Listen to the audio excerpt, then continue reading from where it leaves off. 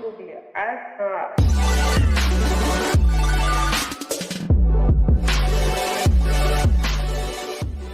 Hey, what's going on, guys? It is the SMT. Thanks for tuning in to watch this edition of the SMT YouTube channel. Glad to have you back, or if this is your first time, welcome to you. Glad to have you. And today we're going to be looking at Spectrum Auction 103, how everything kind of panned out in terms of network spending amongst all of the big, large national carriers. Before I get started with the summary and the analysis of the auction, I want to turn your attention to the description box where we have the SMT Patreon page. You can become a member for as little as $1. There's $2 and $3 tiers, depending on how involved you want to be with the community. Go ahead and join the community of like-minded network tech enthusiasts. Check out that link there. We also have the second channel link, Sneed Mobile Tech live streams, where all of our live stream podcasts get archived. Then we have the Sneed Tech Twitter handle and Megadon.net. Never need another social media platform ever again. No algorithms, no ads, no tracking. Megadon.net. So to get to today's content and topic, FCC Spectrum Auction 103 has concluded. It's gone on for several months. It was completed as of Thursday, and gross proceeds did really hit some big numbers. All right, so let's take a look at everything we know about this particular auction. In terms of a dollar amount, $7.6 billion was generated in 3,400 megahertz of total spectrum licenses. Each of the spectrum licenses in concentrations of 100 megahertz blocks. The spectrum is in the upper 37 and 39 gigahertz range, as well as 47 gigahertz range. The 37 and 39 gigahertz had a much more intense bidding process. People really wanted to get their hands on that. This number, this 7.6 billion, did exceed the initial expectations. Rumors has it, and we don't have like official word, but it's pretty solid from the sources that I could find. T-Mobile did spend big. They came in, I think, just around $2 billion in spending, which is great to see. They're doing good things there with their spending. Now, this gets added to their already pre-existing millimeter wave Spectrum Auction 102 Spectrum holdings, where they got 24 gigahertz and 28 gigahertz access. And T-Mobile emerged as a big spender even in those auctions. I think the company pledged nearly $803 million in bids for 1,346 millimeter wave 24 gigahertz licenses, and I think it was second only to AT&T. So they were just barely outspent by the big blue carrier. Anyways, AT&T and Sprint were estimated to each spend somewhere between $1 and $2 billion. Throw in Dish in there as well, around $1 billion in Spectrum auction. Verizon may have gotten in on the auction in a small level, but very minimally. I wasn't really able to get anything concrete on Verizon, but it would make sense that they weren't really involved. They've been big on the other auctions. So Verizon went heavy on millimeter wave and other auctions. In the 28 gigahertz range, they did a $500 million, and those auctions are actually going to be applicable in suburban and rural licenses. So that's interesting there. Verizon, I want to say, has or owns over 50% of the US licenses in the 28 gigahertz frequencies. This is before the recent auctions. This includes 39 gigahertz. Anyways, Verizon also owns 40% of the US licenses in the frequency before the recent auction. So they've had millimeter wave holdings in heavy previous to these auctions, so it made sense that they weren't heavily involved here. Anyways, AT&T held over 600 megahertz of millimeter wave before the auctions that have just taken place, almost or more than 300 megahertz concentrations in the top 10 national wireless markets. So that tells you they're going to be going big on heavy spectrum needy cities.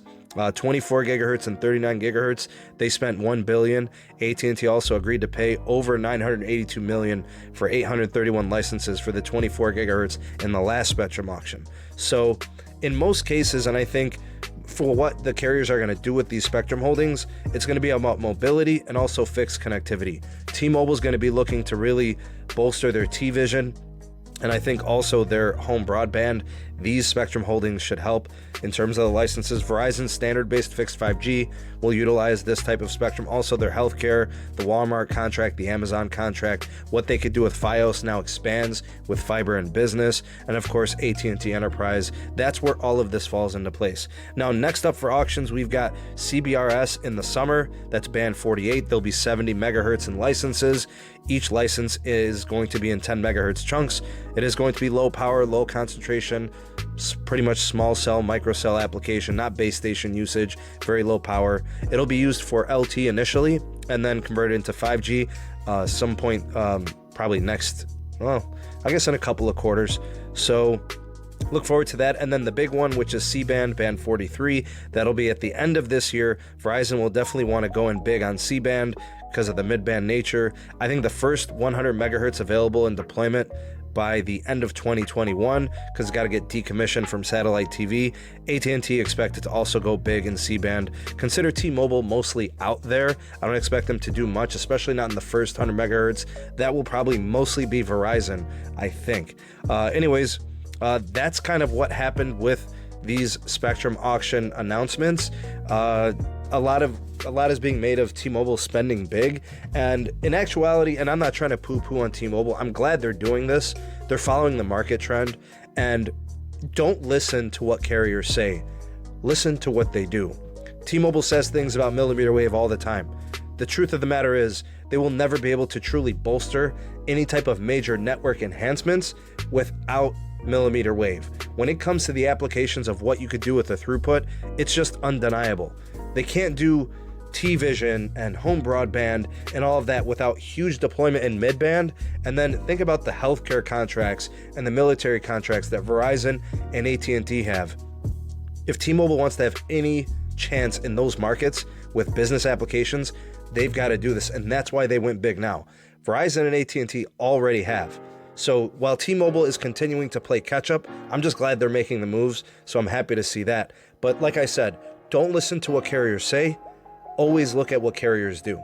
Because what T-Mobile says, and what John Leisure and Neville and what they say about DSS and millimeter wave and all that, that's all a bunch of window dressing. It's smoke and mirrors. The truth is what they do at bidding auctions, and the truth is what they end up doing with their network. So, just as a word to the wise, that's how you need to approach it, and that's how you need to look at it. Anyways, drop me a line in the comment section. Let me know what you think of their big involvement in this auction, as well as what all the other carriers have. I'm actually going to do a video on all the Spectrum holdings that all the carriers have. Specifically, I'll be looking at millimeter wave and why this matters. And, tell me what you guys think of this announcement in the news, and your take and analysis on it. Love to hear what you guys have to say. The pulse of the people, the SMT Nation, always appreciated here by myself and the rest of us as part of the community. So before you guys get to going, please do like this video. Share it to your favorite social media platforms. That would be awesome. Instagram, Twitter, Facebook, here on YouTube. That helps me out tremendously. Thank you so much in advance. Again, if you're new, make sure you hit that subscribe button so you can come back for more videos. Hit that notification bell so you never miss an upload from the SMT. And do check out some of these other videos. I've gone ahead and selected some of them here if you want to hang around and watch some more stuff. That pretty much wraps this one up. Glad you guys can make it today. Thank you again for watching. I am the SMT, and we will catch you on the next video. Peace.